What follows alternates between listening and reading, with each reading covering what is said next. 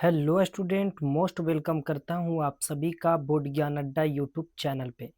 आज का इस वीडियो में क्लास 12th का होम साइंस चैप्टर नंबर 4 जिसका नाम है खाद्य एवं पोषण, इस चैप्टर से related all VVI subjective question को लेकर के आए हैं जो कि 2027 के एग्जाम के लिए बहुत ही इम्पोर्टेंट है। तो आप भी क्लास 12th में हैं और 2027 में इंटर का बोर्ड एग्जाम देना है, तो आपके लिए ये वीडियो बहुत ही महत्वपूर्ण है। इसलिए इस वीडियो में अंत तक बने रहिएगा मित्रों, ठीक है। आपको इस वीडियो को देख लेने के बाद किसी भी अलग से वीडियो या किताब को पढ़ने की ज़रूरत नहीं पड़ेगी, ठीक है मित्रों। तो बहुत ही इंपॉर्टेंट वीवीआई सब्जेक्टिव क्वेश्चन है, आपको ये सभी 2027 के एग्जाम में डायरेक्टली देखने के लिए मिलेंगे। तो वीडियो में अंत तक बने रहिएगा। और मैं बतला दूं कि ये सभी थ्योरी और थ्योरी का पीडीएफ, वीवीआई ऑब्जेक्टिव सब्जेक्टिव सभी बिल्कुल मुफ्त में आपको मिलेगा। बस ये करना है, आपको इस नंबर पे व्हाट्सअप मैसेज करना है 9934796799। इस नंबर पे व्हाट्सअप मैसेज करना है, अपना नाम और अपना एड्रेस लिख करके आपको बिल्कुल मुफ्त में सभी पीडीएफ दे दिए जाएंगे, ठीक है दोस्तों। तो चैनल पे अगर नए हैं तो क्लास 12th की तैयारी के लिए चैनल को सब्सक्राइब कर लें। वीडियो अगर अच्छा लगता है तो इसे लाइक कर दीजिएगा और एक छोटा सा कमेंट जरूर करिएगा। तो चलिए बिना समय को बर्बाद के ही शुरू करते हैं आज का इस सेशन को। देखेंगे मित्रों आज का पहला प्रश्न क्या है। पहला प्रश्न है दोस्तों, भोजन किसे कहते हैं, है ना। भोजन किसे कहते हैं, जो कि बहुत ही इंपॉर्टेंट है मित्रों। तो देखेंगे भोजन किसे कहते हैं, तो याद रखना है क्या हो जाएगा, इसका उत्तर हो जाएगा मित्रों कि भोजन जो है, भोजन जिसे हम खाते और पीते हैं ताकि हमारा शरीर मजबूत, स्वस्थ और तंदुरुस्त रहे। यह हमें ऊर्जा प्रदान करता है और शरीर के विकास में मदद करता है ना। यही क्या कहलाता है, तो भोजन कहलाता है। तो याद रखेंगे कि वह पदार्थ जिसे हम खाते हैं पीते हैं ताकि हमारा शरीर मजबूत, स्वस्थ और तंदुरुस्त रहे, यह हमें ऊर्जा प्रदान करता है, ये शरीर का विकास में मदद करता है, यही क्या कहलाता है, तो यही भोजन कहलाता है। ठीक है मित्रों, तो याद कर लीजिएगा इसे। अगला प्रश्न देखेंगे, प्रश्न नंबर दूसरा क्या है। प्रश्न दूसरा है, पोषण क्या है। तो उत्तर हो जाएगा, पोषण एक प्रक्रिया है जिसके माध्यम से हमारा शरीर भोजन और पेय पदार्थ से आवश्यक पोषक तत्व, जैसे कौन कौन से आवश्यक पोषक तत्व हो जाएंगे, तो प्रोटीन, विटामिन, खनिज आदि प्राप्त करता है, जिससे शरीर स्वस्थ और क्रियाशील बना रहता है, वही क्या कहलाता है, पोषण कहलाता है। ठीक है, तो ये भी इंपॉर्टेंट है 2027 के लिए, इसे भी याद कर लीजिएगा। बढ़ते हैं अगले प्रश्न में। अगला प्रश्न है, आहार आयोजन। आहार आयोजन का क्या अर्थ है। देखेंगे, आहार आयोजन का अर्थ है भोजन को पकाने के लिए पहले से योजना बनाना। तो भोजन को पकाने के लिए पहले से योजना बनाना ही क्या कहलाता है, तो याद रखेंगे पहले से ही योजना बनाना क्या कहला जाएगा मित्रों। तो याद रखना है कि पहले से ही भोजन बनाने की, है ना, पकाने के लिए पहले से योजना बनाना, इसमें यह तय किया जाता है कि परिवार के लिए कब, क्या और कितना पौष्टिक भोजन जरूरी है ना।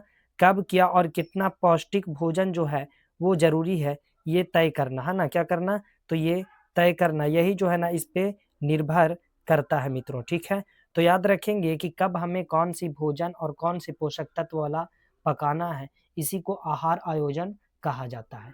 अगला प्रश्न है, खाद्य पदार्थों के प्रमुख घटक कौन कौन से हैं। तो याद रखेंगे खाद्य पदार्थों के मुख्य घटक या पोषक तत्व 7 होते हैं। कितने, 7। कार्बोहाइड्रेट, है ना, वसा जिसको फैट बोलते हैं, प्रोटीन, विटामिन, खनिज लवण, है ना, उसके बाद जल और रेशा। ये रेशा कोई फाइबर कहा जाता है, तो ये 7 है। याद रखेंगे खाद्य पदार्थों के मुख्य घटक या पोषक तत्व कितने हैं, 7 है ना। पहला कार्बोहाइड्रेट, दूसरा वसा, तीसरा प्रोटीन, चौथा विटामिन, पांचवा खनिज लवण और छठा हो जाएगा जल और सातवां हो जाएगा रेशा यानी कि फाइबर। ठीक है मित्रों, तो इसे भी याद रख लीजिएगा, बहुत ही इंपॉर्टेंट है 2027 के लिए। वीडियो में अंत तक बने रहिएगा। चैनल पे नए हैं तो प्लीज इसे सब्सक्राइब जरूर कर लीजिएगा। अगला प्रश्न, संतुलित आहार किसे कहते हैं। तो उत्तर हो जाएगा, संतुलित आहार वह भोजन है जिसमें सभी आवश्यक पोषक तत्व मौजूद होते हैं, चाहे कार्बोहाइड्रेट हो, प्रोटीन हो, वसा हो, विटामिन, खनिज आदि उचित मात्रा में उपलब्ध होता है, उसे संतुलित आहार कहा जाता है। कार्बोहाइड्रेट हमें चावल और रोटी खाने से प्राप्त हो जाएगा, प्रोटीन अंडा, दूध से प्राप्त हो जाएगा, वसा तेल वाले चीज से प्राप्त होते हैं, विटामिन फलों से, है ना, सब्जियों से, खनिज आदि की प्राप्ति होती है, वही संतुलित आहार कहलाता है। ठीक है, अगला प्रश्न देखेंगे और फिर क्या है दोस्तों, जो व्यक्ति को आयु, लिंग और कार्य के अनुसार निर्भर करता है। ठीक है, अगला प्रश्न, विटामिन कितने प्रकार के होते हैं? तो उत्तर हो जाएगा विटामिन मुख्य रूप से 6 प्रकार के होते हैं, है ना? कौन-कौन सा हो जाएगा? Vitamin A, vitamin B, vitamin C, vitamin D और विटामिन ई और विटामिन के, है ना? के आई। इनमें विटामिन बी और सी जल में घुलनशील है, जबकि विटामिन ए, डी और ई और के वसा यानी कि फैट में घुलनशील होता है। ठीक है? तो इसे भी याद कर लीजिएगा, बहुत ही इंपॉर्टेंट है। अगला प्रश्न है, आयरन की कमी से कौन-सा रोग होता है? तो आयरन की कमी से एनीमिया यानी खून की कमी वाली रोग होती है ना? और इसके लक्षण क्या हो जाएगा? तो थकान होना, चक्कर आना, कमजोरी महसूस होना, ये सभी आयरन की कमी से होने वाले रोग का मुख्य लक्षण है। ठीक है? तो आयरन की कमी से खून की कमी की जो है ना बीमारी देखने को मिलेगी। ठीक है? अगला है, भोजन पकाते समय पोषक तत्वों को सुरक्षित रखने के लिए क्या करना चाहिए? तो उत्तर हो जाएगा पोषक तत्वों को हानि की, है ना? पोषक तत्वों की हानि रोकने के लिए सब्जियों को काटने से पहले धोना चाहिए, जो कि बहुत ही इम्पोर्टेंट है ना? बहुत ही अधिक पानी का उपयोग ना करना चाहिए, भोजन को ढककर पकाएं, है ना? और बहुत ही अधिक तापमान, ज़्यादा हीट पर ना पकाना चाहिए। ठीक है? तो इसे भी याद कर लीजिएगा, ये भी बहुत ही इम्पोर्टेंट है। स्क्रीनशॉट इसका आप अगर लेना चाहते हैं तो इसे ले लीजिए और याद कर लीजिएगा। ठीक है? अगला प्रश्न को देखेंगे, प्रश्न अगला देखेंगे क्या है? प्रश्न नंबर 9 है ना? स्तन्य मोचन किसे कहते हैं? तो जब बच्चा 6 महीने का हो जाता है, तब केवल माँ के दूध के बजाय उसे हल्का और ठोस आहार जैसे खिचड़ी, दाल का पानी, फल का रस देना शुरू किया जाता है। इसे ही स्तन्य मोचन कहा जाता है। मतलब यह है कि बच्चे जब 6 महीना का हो जाता है, तब उसे भोजन के रूप में माँ के दूध के अलावा हल्का ठोस पदार्थ जैसे खिचड़ी, दाल का पानी और फल का रस देना ही क्या कहलाता है? स्तन्य मोचन कहलाता है। अगला प्रश्न है, संतुलित आहार क्या है? देखेंगे, वह आहार जिसमें सभी आवश्यक पोषक तत्व होते हैं, चाहे कार्बोहाइड्रेट हो, प्रोटीन हो, वसा हो, विटामिन हो, खनिज लवण हो, ये सही मात्रा में मौजूद हो, उसे संतुलित आहार कहते हैं और यह शरीर को बीमारियों से बचाता है। ठीक है मित्रों? अगला प्रश्न है, भोजन पकाने का मुख्य उद्देश्य क्या है? तो भोजन पकाने से वह नरम और सुपाच्य बन जाता है, उसका स्वाद, सुगंध बेहतर हो जाती है ना? और हानिकारक जीवाणु नष्ट हो जाते हैं, जिससे भोजन सुरक्षित रहता है और हम लोग उसे खाते हैं। नहीं तो फिर जो है ना भोजन को कच्चा ही खाया जा सकता था। तो इसे पकाने का उद्देश्य है क्या? तो इसको स्वाद में बेहतर हो जाना, ठीक है? हानिकारक जीवाणु नष्ट हो जाता है, फिर इसे खाने से हम लोग बीमार नहीं होते हैं। ठीक है? तो ये भी इसका सही आंसर है, याद कर लीजिएगा। अगला प्रश्न है, आहार आयोजन का महत्व क्या है? आहार आयोजन से समय, ईंधन और पैसे की बचत होती है। इससे खाना बर्बाद नहीं होता और परिवार हर सदस्य पसंद और सेहत का ध्यान रखना आसान हो जाता है। यही आहार आयोजन का महत्व है। मतलब ये कि आयोजन से समय की बचत, ईंधन और पैसे की बचत होती है। इससे खाना बर्बाद नहीं होता और परिवार के हर सदस्य पसंद और सेहत को ध्यान में रखना आसान हो जाता है। ठीक है? इसे भी याद कर लीजिएगा। अगला प्रश्न नंबर 13 है, देखेंगे, गर्भवती महिला के लिए आहार कैसा होना चाहिए? तो आंसर है इसका, गर्भवती महिला के लिए पौष्टिक और संतुलित आहार, है ना? यानी भोजन लेना चाहिए। जैसे कौन-कौन सा हो जाएगा इसमें? तो जैसे दूध, फल, है ना? दूध, फल, अंडा, दाल और हरी सब्जी, है ना? और क्या? तो हरी सब्जी होना चाहिए ताकि माँ और बच्चे दोनों का पर्याप्त ऊर्जा, कैल्शियम आसानी से मिल सके। तो इसे भी याद कर लीजिएगा।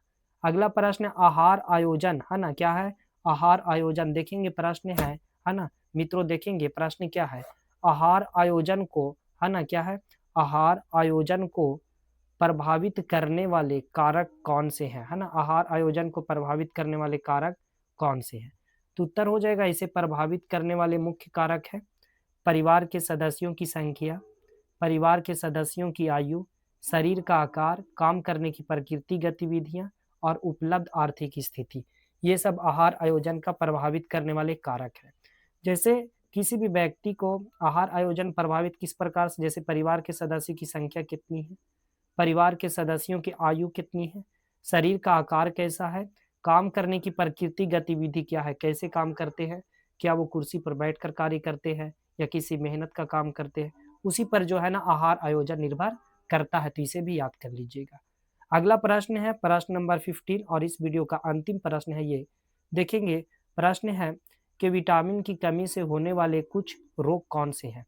तो इसका उत्तर क्या हो जाएगा मित्रों? तो देखेंगे इसका उत्तर क्या हो जाएगा? तो उत्तर है ना?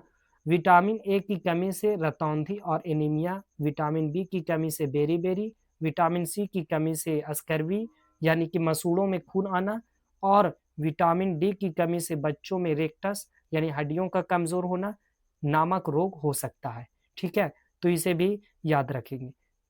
जैसे देखें है ना? जैसे देखेंगे मित्रों कि इसमें विटामिन ए की कमी से रतौंधी, है ना? और एनीमिया, विटामिन बी की कमी से बेरी-बेरी, विटामिन सी की कमी से हो जाएगा स्कर्वी यानी मसूड़ों में खून का आना और विटामिन डी की कमी से हो जाएगा बच्चों में रेक्टस यानी हड्डियों का कमज़ोर होना। ये सब जो है ना, ये सब बीमारियाँ हो जाती है, ठीक है? तो विटामिनों की कमी से ये सब मुख्य रोग है, विटामिन की कमी से ये सारे रोग देखने को मिलते हैं, तो इसे याद कर लीजिएगा मित्रों, ठीक है? बढ़ते हैं, देखेंगे कि आखिर ये सभी बीमारियाँ जो है होती है, तो हमें क्या करना चाहिए इससे बचने के लिए? तो हमें विटामिन ए की प्राप्ति करनी चाहिए, है ना? जिससे रतौंधी नामक रोग ना हो सके, ठीक है?